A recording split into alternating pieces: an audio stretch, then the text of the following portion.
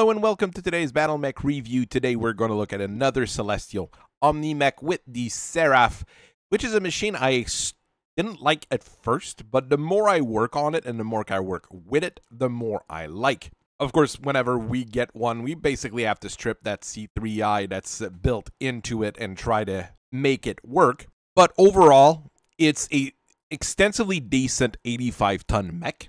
That is maybe a little bit slow.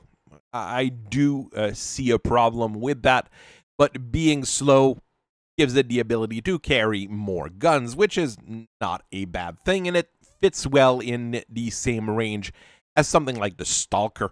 And it has that really fun that it has on most models, which is actually a nice big gun. So it looks fun, and it has a lot of potential. So let's get into it. As we're going through the Celestial Omni-Mechs, you'll notice that most of them are equipped with all sorts of crazy stuff that only a really wealthy and really well-organized outfit would be able to afford.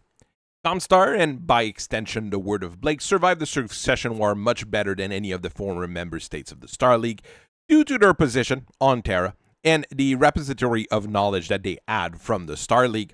It really helped that they were also making sure that nobody else could have access to any more advanced technology until the Great Legion actually liberated the Elm's memory core against Comstar's will. One thing you do have to remember as well, though, is that even though they add all that technology and all that knowledge, they barely made any use of it for most of the duration of the Succession War. We know for a fact that Comstar had a few warships laying around, but they didn't have any warship berths. They didn't have any upgrade kits or updates to them. Some of them were barely functional when the clans actually invaded. There's a few problems with how they managed the whole thing. The Comguard was the original military arm of Comstar, and they were better equipped than most successor states during the Fourth Succession War. If you look around, you're going to see, well, mostly Star League era equipment and a few very decent pilots who were actually sociopaths that they hired from just about everywhere in the Inner Sphere. But it's really when Comstar fought the clans at the Battle of Tukayid that things really came to a head, and people finally realized that there might be more to Comstar than just the people running the banks, the communications, the mercenary review board. They were actually doing quite a few things. A lot of people see Tukayid as a major victory and a triumph for the Inner Sphere, but all it really did in the end was slow the clans down, cost Comguard their strategic advantage of being a shadow army, and led to all sorts of nasty things later on. Some people might say the forming of the Second Star League was a good thing, and then you realize that the forming of the Second Star League led to the fall of the Second Star League, which led to the Jihad, which led to the Dark Ages, which led to, you know, it keeps going. Was it good that Comstar stopped the clans from getting to Terra? Probably. Would the House militaries have been able to unite enough to fight the clans if they got to Terra? Maybe. We'll never really know because those are all hypothetical scenarios in the long run. The whole Word of Blake thing really comes from this old situation where they were trying to reimpose the old statu quo of Comstar that they held for a couple hundred years, mostly through force of arms. While there's a lot of moving parts included in the formation and the creation of the Word of Blake, including some members of House Merrick, Miss Demona, and all sorts of other things. Really, the Word of Blake took the military aspect of Comguard and grew it to new extremes. The fact that they already had all sorts of technological advances prior to the Renaissance allowed them to get all sorts of money, which allowed them to build all sorts of new machine, which in the end would have been very difficult for anybody else to afford.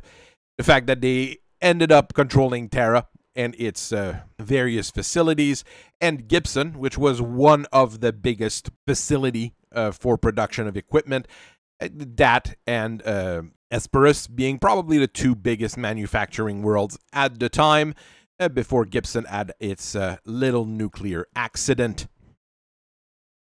So your Seraph is a smallish assault omni-mech at about 85 tons. I mean, you can go lower if you don't load up all the pods on the machine, I guess. Like other Celestials, it has the fantastic comms and sensors in the small cockpit, but you can only really effectively use all of it if you have a VDNI implant. That's why when we get one, working through the whole thing can get a little bit complicated. The targeting computer is linked to a C3I computer to share telemetry with other machine. And the next bit of advanced technology on it is triple-strength myomer, which was copied from the Capellan Confederation, which was quite friendly with the word of Blake when they wanted to. The relationship between the Capellans and the Blakists is extremely odd. Outside of that, though, the Seraph is remarkably simple. It has a standard chassis that is protected by 16 tons of standard plates, so you get a lot of internal room to play with for all those pods. It can reach a speed of 54 kilometers per hour. Normally, it uses a light fusion 255. That's about, with that and the triple strength myomer, you lose about maybe a third, a fourth of the room you have inside the mech to play with, but that's not a lot compared to a lot of mechs nowadays. But once it gets that triple strength myomer active, it can actually go 64 kilometers per hour. One of the problems is that a lot of the configurations on the design will not take advantage of that because they can't get the myomer warm enough. All that considered, though, you get a massive 43 tons of pod space for all sorts of weapons and equipment, which is more than half the mech's weight, which is rather fantastic. Really, my favorite configuration of the Seraph is the Infernus variant, which is, well, configuration B. What you have is two different main gun with two different range bracket, a massive LB-20X on one side, and an heavy PP on the other. So you get very good punch at short range, and you get very decent punch at longer range. You get that nice top at snub-nose PPC as well, so even if both arms are taken off, you still got something to cause trouble. All that is linked to a targeting computer, so things are fairly accurate, especially that LB-20X when it shoots a cluster round. And you get an anti-missile system to actually give you a little bit more defense. Anti-missiles are not super efficient. They're okay at what they do depending on what you're fighting. But it's a good investment to put on a larger machine like this. Another one I quite like is the Eminus or E configuration, which generally means it carries Thunderbolt launchers if you're talking about a Celestial, and the Seraph really doesn't disappoint in this case. What you have is a 20 class Thunderbolt launcher on each side of the mech, and 18 missiles in case bends to be able to just cause problems to people at all sorts of range, and even using indirect fire. To back this up, you still have the snub-nose PPC at, which is perfectly fine, and you have two hands, so you can actually get into fisticuffs with people. Of course, you're not going to be running super hot with this, so the triple strength myomer might not activate, so those punches will be, well, average punches. But if you're turning off some of your heat sinks, you might actually start building up enough heat to get into fisticuffs when required. Lumino's configuration is your medium-range brawler that will actually cook the pilot alive. You get 5 improved jump jet, giving you a jump range of 150 meters, which is pretty good, and that allows you to position yourself to shoot those 2 arm-mounted heavy PPCs, and your torso as light PPCs. Backup. When things get even closer, you get 3 medium pulse laser and a regular small laser. If infantry starts causing you issues, you have a flamer to just, make the problem go away. One of the problem here is that you get 2 extra heat sinks to pretend that you're going to be able to be kept cool. The good advantage is that you're going to be able to use that triple strength myomer to run real fast. The problem is that you're going to start having issues concentrating because of how hot things get, and your mech might start shutting down. No ammo in the darn thing, though, so it doesn't have the chance of blowing up. Okay, yeah, I'm jumping all over the place, so let's talk about the primary Invictus configuration, which is an all-rounder. Your main gun is an Ultra AC-10 with 3 tons of reload, so you can stay in the fight quite a bit of time, and you get that at-based snub-nose PPC to help out. As backup, you get a pair of MML5s, allowing you to shoot both LRMs and SRMs, and a Streak SRM6, which is very, very good against regular armor and other tanks, which are always a bit of an issue once you start thinking about it. On the arm opposite the autocannon, you get a 6-stun retractable blade, which allows you to have a nice stabby, punchy action and just breach through mech's armor and cause internal damage. It's not bad. I probably would have gone with something other than MMLs in the shoulders, but it's functional at what it's meant to do. The Communist configuration is a bit of a strange package, and it's built around a 40 rack MRM, which is rather inaccurate most of the time. To back this up, you do have an heavy PPC, which gives you a much longer range, and 2 ER medium lasers for shorter range engagement. For soft targets, you have a plasma rifle with 2 tons of shooting foam, combined with a pair of flamers. You've got a Guardian ECM as well to protect you against the enemy's ECM that would try to mess up your C3I network. This one's quite functional, I believe. The 40 rack MRM, not a massive fan of it. I'd rather have gone with probably an LRM-20 and maybe more heat sinks, something along those lines.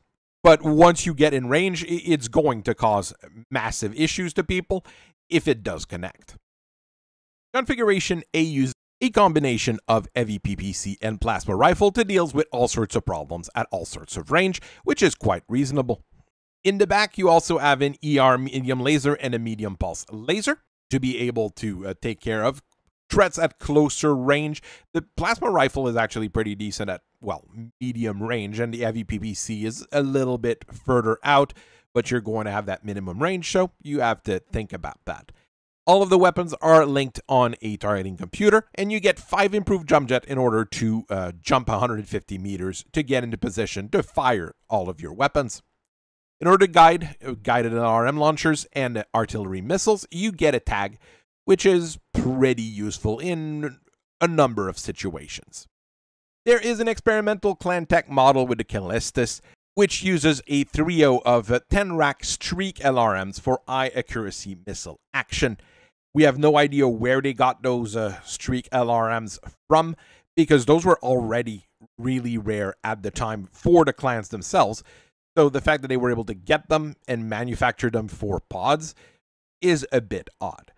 The rest of the weapons, however, are fairly common clan equipment, large pulse lasers, medium pulse lasers, which are some of the best weapons available out there. So this particular model is quite scary at all ranges and extensively accurate. To help it out, you also have 3 jump jets, allowing you to get quick repositioning and getting in a direct line of fire for those Streak LRMs, because you can't shoot them indirectly, unlike regular LRMs. There is a personal configuration for the Seraph, which was used by Mani Domini agent Avala Carver, who has a completely crazy life and is one of the odd duck Opacus Venatori agent without a VDNI, but she was a really good pilot, so it evened out. She had other implants in various different ways, let's say, and really it's a fun character to look into. There is a official biography of her, but it's not that long. It would be nice to have something a little bit longer. I think it would be an interesting person to find out more about if we can, obviously. She has that custom configuration Seraph that was built around a targeting computer and a large and medium variable speed pulse laser. So that was really accurate at an okay range, not great, but okay range. And when things got closer, well, she had an Ultra AC-20 with 6 tons of ammo, which made sure nothing stood in her way. Of course, that autocannon can jam, and if it does, well, you're shit out of luck, as the kids tend to say nowadays. But I do think this is a fun derivative of the other variants that we have seen throughout. Replace the small cockpit VDNI interface with an on throttle and stick cockpit like we see in some of the newer mechs, and I would say this thing is quite fantastic. Probably remove the built-in C3I as well, leave that as pod space, so if you do need a C3 computer, you can stick it in, and if someone has a C3 master, you can put a C3 slave in instead that's smaller. And while the triple strength myomer is there and not always used, it's a nice addition depending on the configuration, especially the PPC heavy ones. Unlike the Archangel, nobody has bought the rights to make a new machine off the Seraph. Maybe if the specs were leaked somewhere, someone would be able to do something with it.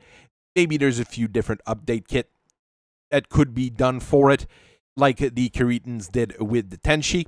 But it's a bit outside of our means right now to do so around here in the Rimworld Alliance. So I hope you guys have a very nice rest of your day. I thank you very much for listening to me for so long, and I will see you guys later. Bye-bye.